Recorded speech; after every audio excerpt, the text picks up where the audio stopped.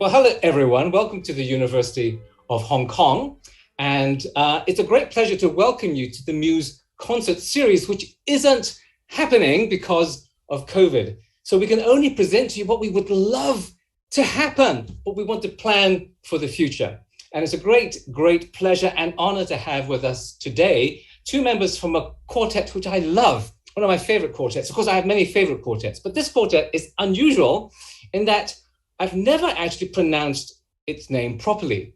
Now, I've recognized this name many times because it's a kind of academic term that I often read in texts, but I've never had to pronounce it until today. So this is a little bit anxiety sort of inducing for me because I've had to pronounce this name, because I've always said, oh, this quartet is the kind of churro quartet or something like that, which basically means I've reduced it to some kind of Mexican street food. But it's not a churro quartet. The name is the Chiaroscuro Quartet. Is that right?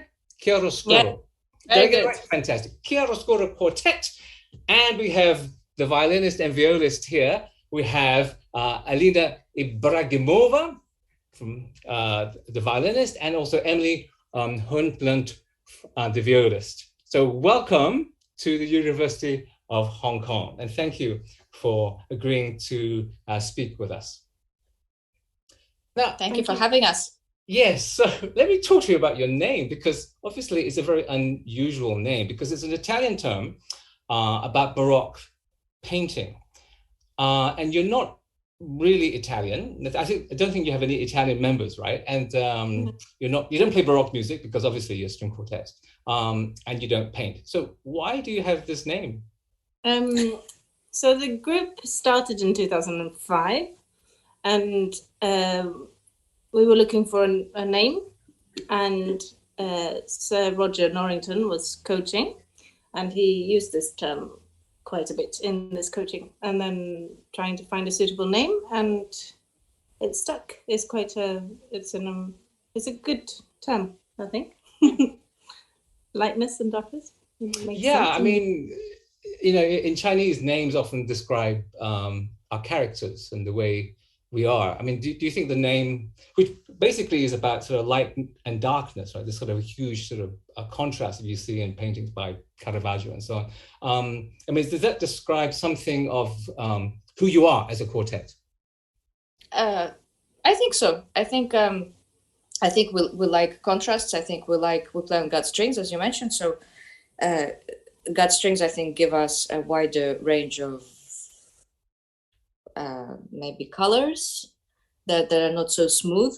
We go for the rough colors as well as the beautiful ones. So, and the term itself, chiaroscuro, refers to it's a painting term, say if there is a candle in a very dark painting. So the candle is made brighter by the darkness, and the darkness is made darker by the candle. So that's, I think, our what we like to do is to bring out every possible contrast in the music.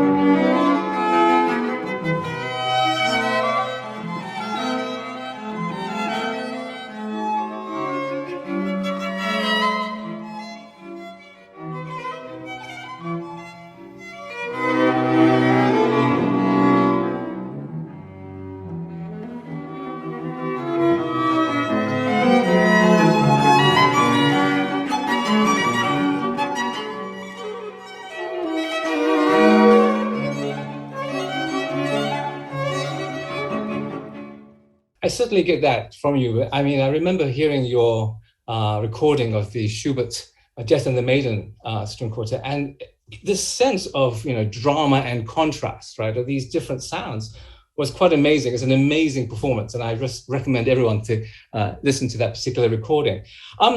So you mentioned there about gut strings, because our listeners may not know about this. You are a quartet that basically use gut strings, and I'm also curious about how you arrived at that choice, really, because it's not many quartets do this. You must be one of a handful of quartets that use gut strings as to produce a particular sound. I think initially we started with that idea in mind, that we want to use historical instruments and gut strings, and we play it for 32 pitch, and we use lighter bows. And that was always the idea. And I think it was very new to us all when we started to use these instruments, and we were a little bit, exploring them. And now we love it so much that we expanded our repertoire and probably will do more. And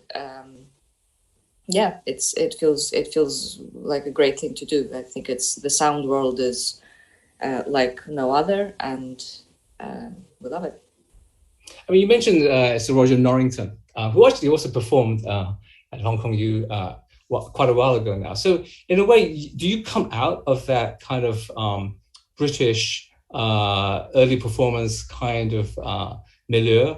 I would say that we all studied in England and have the roots of the quartet is there, yet we have four nationalities and take inspiration from all sorts. Yes, we stem from this sort of knowledge. We've all studied early music and stuff, but we don't want to come in with some sort of truth about how this music should be performed. We mainly just like the sound and what it allows us to do. So. Right. I mean, obviously for you, it's not about trying to find an early sound, as it were. It's not trying to reconstruct the 18th or 19th century. It's definitely using that sound to create a new world now, quite a modern sound, in fact, I would say. Mm-hmm. What is the challenge, I think, for you in using gut strings? Because I can imagine that it's actually quite difficult to play this repertoire to an audience that is expecting a different sound to come out of a quartet. Maybe some people find our sound quite different. It is quite different from other quartets, but I think ultimately people come to listen to music, to beautiful mm-hmm. music, and ultimately we are there to play beautiful music. But the gut strings, then, you mentioned, produce a different way of interpreting works, or even working together as a quartet. Yes, I think they give us more resonance. They make us maybe work a little harder with our right hand than the left. We use less vibrato, so it's a different kind of expression. Right. Is it harder because you have to use less vibrato and so, harder on intonation and tuning and just accuracy of things, or is it just, and also getting, producing all these different sounds that you mentioned, right? That in a way, you have to almost compensate for the slightly more raspier, thinner sound in order to create more colors, right? Do you have to do that? Are you consciously aware of doing that? We're constantly striving to find the right sound world, no? But the strings offer this. At the beginning it was quite challenging to work with gut strings. I think everyone who's tried it would agree that they break and they go out of tune, but you learn how to trust them and trust yourself, that it's the beauty at the end of it, or the colors that are provided, they're in there, and we will find them, kind of thing.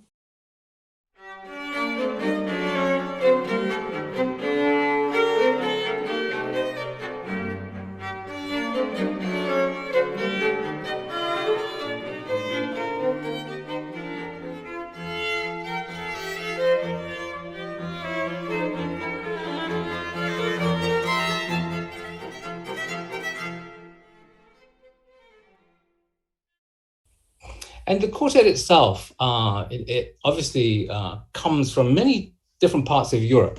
So Alina, you're from Russia, and Emily, you're from Sweden. And then I think there's a cellist is from France, is that right? And the other violinist from Spain. Because you all met in England.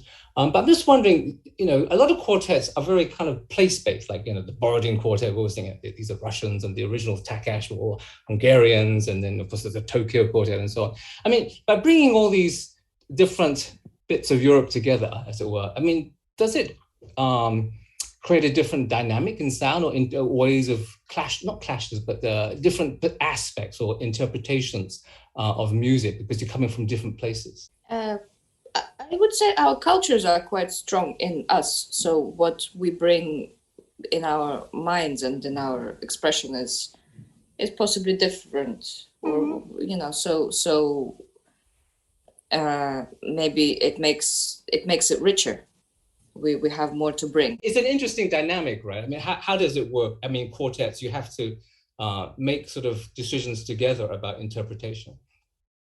I think we're quite, we have a trust in each other. So when we don't agree about something, we're very good at trying to take the other person's idea and make it your own, like try to digest it in a way that I really respect and trust and love these people. So therefore, if they hear something that I don't hear, I need to open my ears in a different way and make it mine somehow. And I think we're quite good at that and accepting other people's views. And then it's a democratic, diplomatic group. So we there are no big fights normally about those kind of things.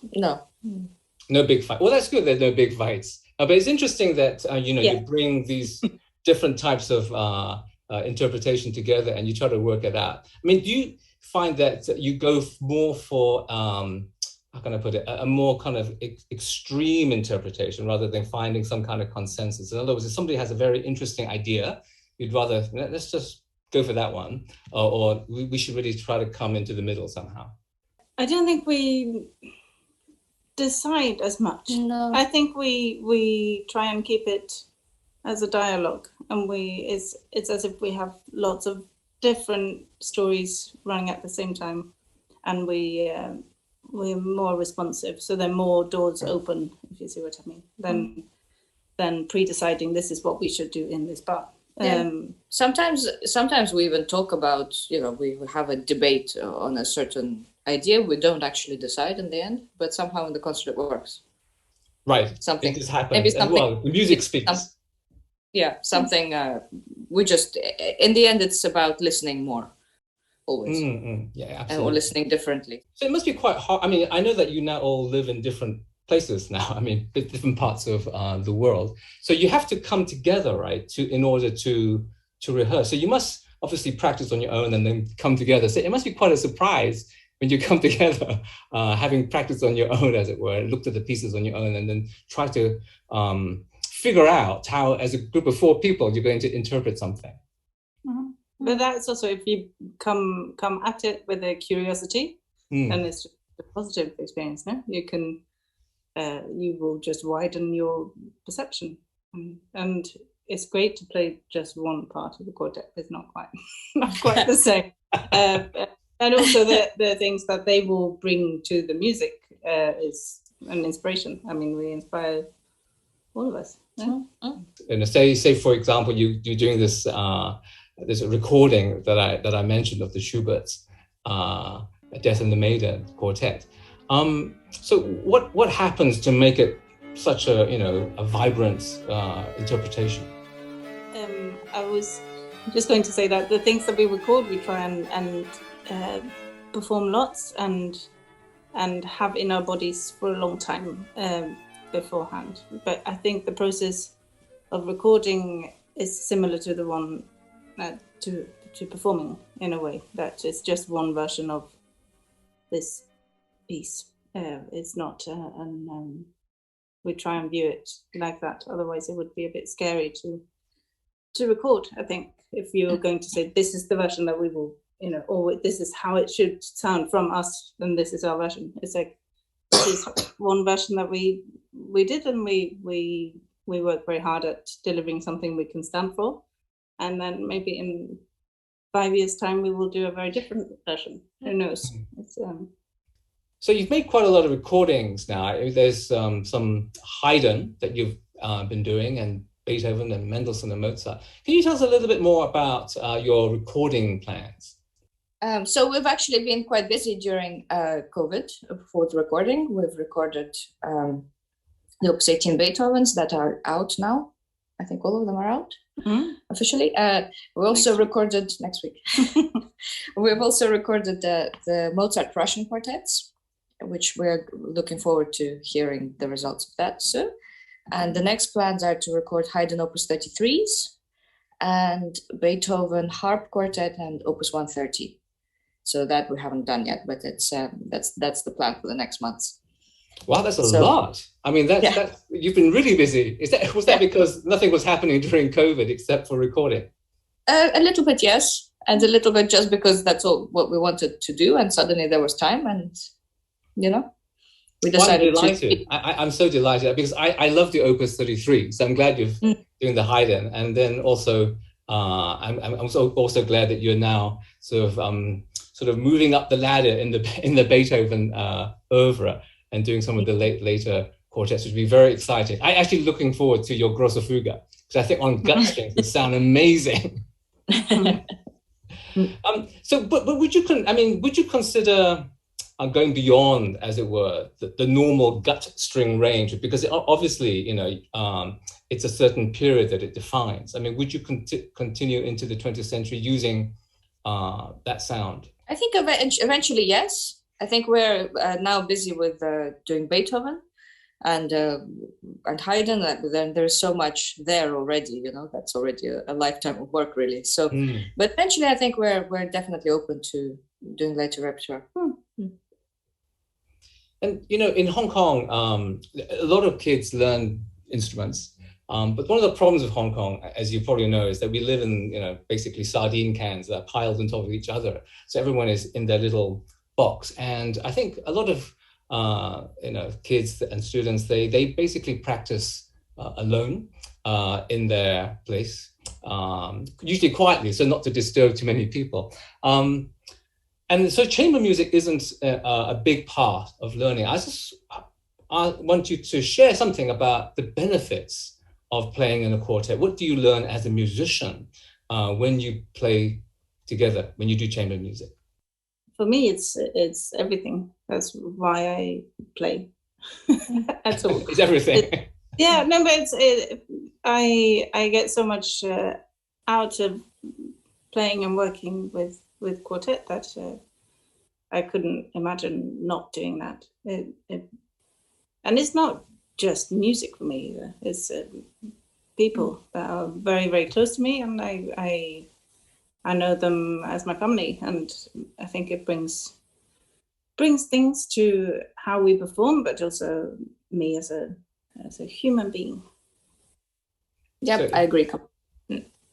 It brings everything from music making to friendship, I guess, in that sense. But that friendship also is, in many ways, a way of interpreting music, then, or at least a kind of a character forming thing within the quartet that helps you to play in a particular way. Yeah, of course. And we know each other so well. We've seen all the positive sides and all the slightly less positive sides. And I don't know. They've seen me at my best and at my worst, and it's that provides a great trust for each other, I think, which is also extremely important in music making. I mean, one of the things about quartet playing that I love is that you see this interplay, this conversation, these relationships happen. And there are two things that quartet sometimes do that really brings this out. One is to play from memory. I don't know whether you guys ever play your concerts from memory, because you suddenly see the players look at each other far more.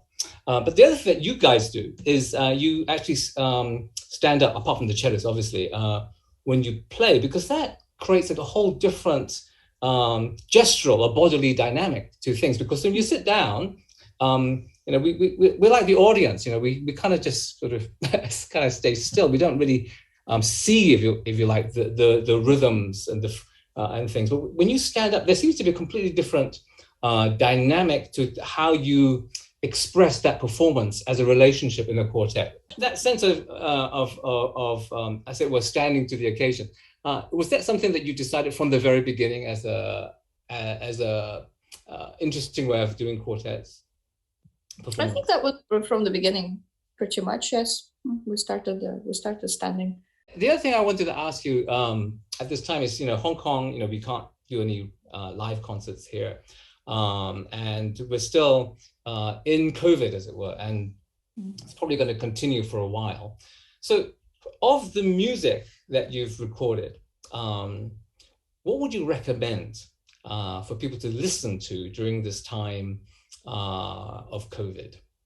From the music that you've recorded, what would be? Well, I'm very happy with our Beethovens, with our Opus 18 Beethovens. Yeah. I think they have a little bit of everything in them. They have a light. They have the heavy, like the slow movement of number one. That it goes through the whole range. So I would vote for Opus 18 Beethoven. What do you think? Opus 18 Beethoven. Emily? Yeah, we had similar thoughts. I was going to say, if you're in the mood for feeling a bit down, then I would maybe also go for 18 number one for the slow movement. But then the last movement actually kind of takes that all the way. Yeah. So maybe it's a good one. Yeah, it's a good one. So some Beethoven. So bit of Beethoven to make us all feel happier during COVID. That's great. Well, thank you very much. I have really enjoyed talking to you and learning so much about the quartet, and I really hope that we can bring you to Hong Kong University so that we can hear you play. So thank you very much, Emily and Alina, for a wonderful time. And I wish you all the best in all the great performances. And I look forward to your wonderful recordings. And may you do all the Beethoven cycle very soon so that I can enjoy that, because it's one of my favorite cycles. Thank you. Thank you so much.